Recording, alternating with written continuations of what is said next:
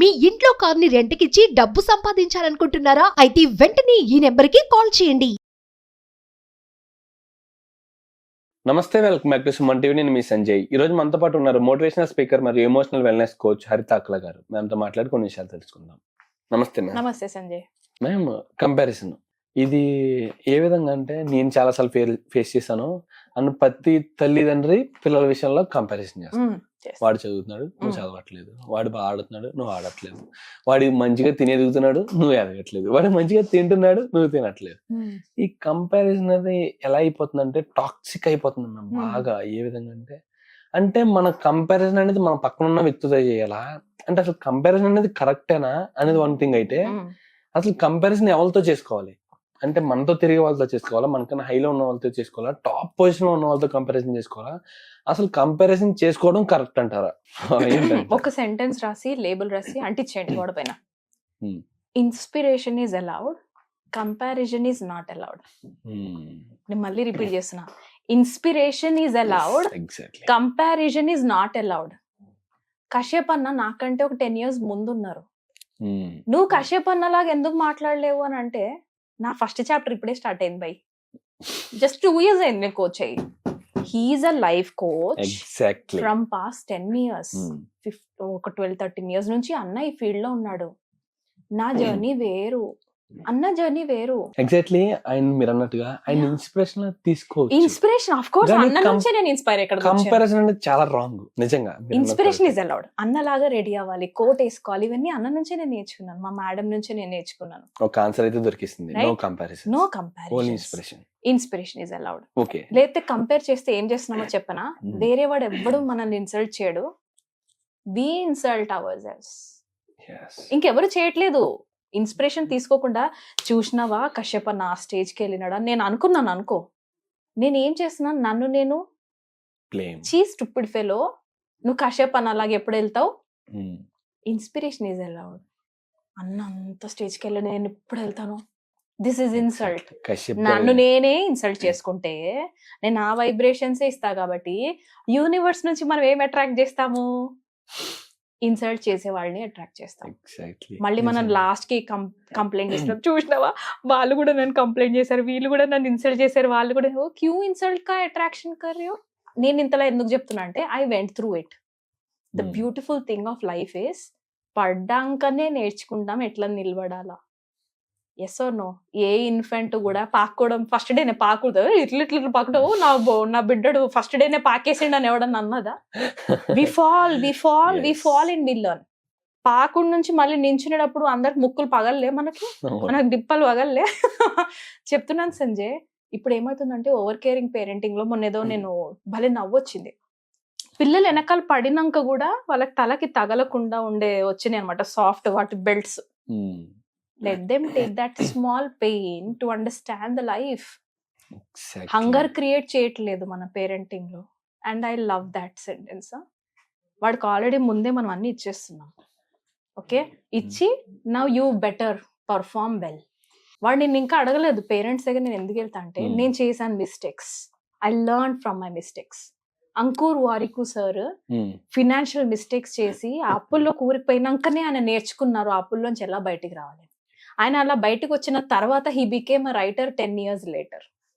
ఇప్పుడు ఆయన వీడియోలో కూడా డైరెక్ట్ చెప్తాడు, సార్ నేను ఫినాన్షియల్ అడ్వైజర్ కాదు, నేను చెప్పిన ఫార్ములాస్ నాకు తెలిసి మీకు అప్లై అవ్వకపోవచ్చు, నేను మాట్లాడిన తర్వాత ప్లీజ్ ఒక ఫినాన్షియల్ అడ్వైజర్ దగ్గరికి వెళ్ళి మీ పర్సనల్ గా చెకింగ్ మళ్ళీ చేసుకొని ఇంప్లిమెంట్ చేయండి అని చెప్తాడు. అంత సక్సెస్ఫుల్ పర్సన్ కూడా నేను చెప్తుంది అదే. He's making crores of turnover. This is because we learn from the mistakes Sanjay. Compare చేసుకో, మన లెసన్స్ మనవే. పడితేనే కదా లేవడం తెలిసేది. అలా పడడం అట్రాక్ట్ చేయొద్దు అంటే ఆ విధంగా కదా. ఎగ్జాక్ట్లీ మనకి తెలియాలి. ఎగ్జాక్ట్లీ మనం ఒక దెబ్బ తిన్నాక దాన్ని హీల్ చేసుకోవడం ఎలాగైనా తెలిస్తేనే కదా మళ్ళీ బయటికి రాగలం. ఒకసారిగా మనం అసలు అంటే అప్ టు డౌన్ అనేది తెలియకుండా ఓన్లీ మనం రైజింగ్ లో ఏ విధంగా అంటే ఎప్పుడు గ్రో అవుతూ పోతుంటే ఒకసారి పడ్డాక మళ్ళీ లేవడానికి ఎంత. ఒకటి చెప్తాను, ఇంజనీరింగ్ దాకా I was a studio student. హరిత అంటే బాగా చదివే పిల్ల అన్న ట్యాగ్ ఉంది నాకు. Engineering first year second year fail అయ్యాను ఒక సబ్జెక్ట్ లో. అండ్ ట్రస్ట్ మీ సంజయ్, ఇంకెవ్వరు నన్ను పనిష్మెంట్ చేయలేదు. మా పేరెంట్స్ కూడా 1-2 మాటలు అన్నారు, but then I punished myself, I cursed myself. చీ, stupid fellow, waste fellow, subject fail అవ్వడం ఏంది నీ ఎంకమ్మా. You know I made lots of self into shame లోకి నన్ను నేనే తోసుకున్నాను. యునో వాట్, ఎమోషన్స్ లో this is the where I learn shame and guilty. First గిల్టీతో స్టార్ట్ అవుతుంది, నేను తప్పు చేశానా అని కదా. దానికి చుట్టుపక్కల ఉన్న వాళ్ళు షేమ్ యాడ్ చేస్తారు, అది ఇక్కడ ఉండిపోతుంది Sanjay. That stores in your stomach.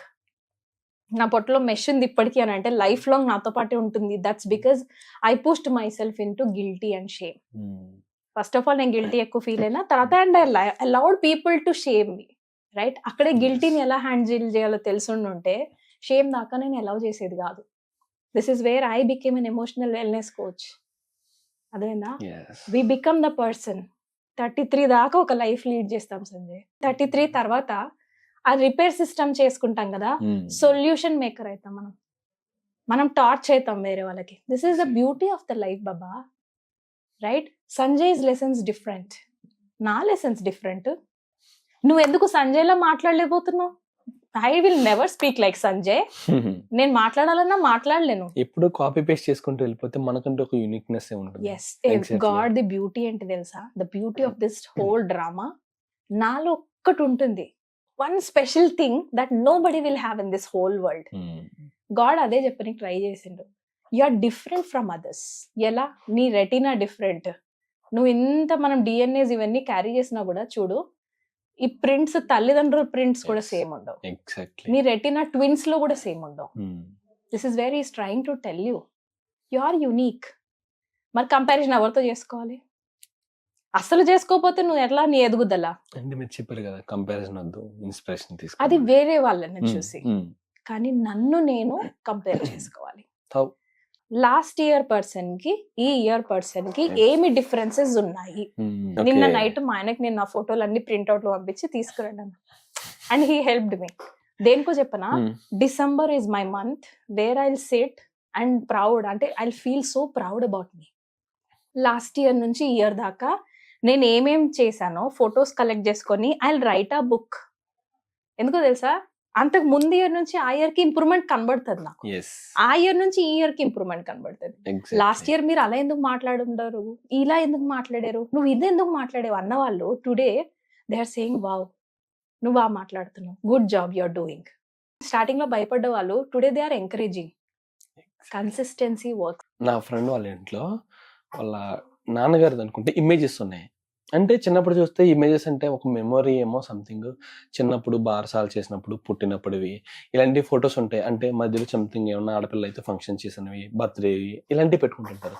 కానీ వాళ్ళ డాడ్ ఏం పెట్టుకున్నారంటే, చిన్నప్పుడు ఫ్రెండ్స్తో ఉన్న ఫోటో ఒకటి, నెక్స్ట్ తన గ్రాడ్యుయేట్ అయింది అంటే 10th పాస్ అయినది పర్సంటేజ్, అండ్ తన గ్రాడ్యుయేట్ తీసుకున్న ఫోటో, నెక్స్ట్ ఏమో తన అంటే ఏ విధంగా అంటే తన జాబ్, ఆయన ఒక ఐపీఎస్ అనమాట, ఐపీఎస్ క్రాక్ చేసినప్పుడు ఒక ఫోటో, తర్వాత జాబ్ రీడింగ్ ఒక ఫోటో. ఏ విధంగా అంటే అయినా తన 0 to అప్వర్డ్ వరకు ఒక ఫ్రేమ్ ని సెట్ చేసుకుంటూ వచ్చిన వాళ్ళంతా చూస్తున్నారు. ఎగ్జాక్ట్లీ అది చూసిన ప్రతి ఒక్కరు ఎవరు జడ్జ్ చేయరు నిజంగా. ఏ విధంగా అంటే ఎగ్జాక్ట్లీ తను ఇక్కడ నుంచి ఇక్కడికి వచ్చారు, చిన్న ఏజ్ నుంచి తను ఎదుగుకుంటూ ఒక first of all 10th SSC complete చేశారు, ఇంటర్ కంప్లీట్ చేశారు, డిగ్రీ కంప్లీట్ చేశారు. ఎగ్జాక్ట్లీ అది ఒక అచీవ్మెంట్. ఒకటి తన ఎవరి స్టేజ్ లో ఒక అచీవ్మెంట్ దాటుకుంటూ వచ్చారు. అంటే తను అనుకున్నది చేయలేకపోవచ్చు, కానీ ఎగ్జాక్ట్లీ పాస్ట్ కి ఫ్యూచర్ కి కొంచెం డిఫరెన్స్ అనేది ఖచ్చితంగా కనిపిస్తుంది. గ్రాఫ్ కనబడుతుంది. Exactly good. మనతో మనమే కంపారిజన్.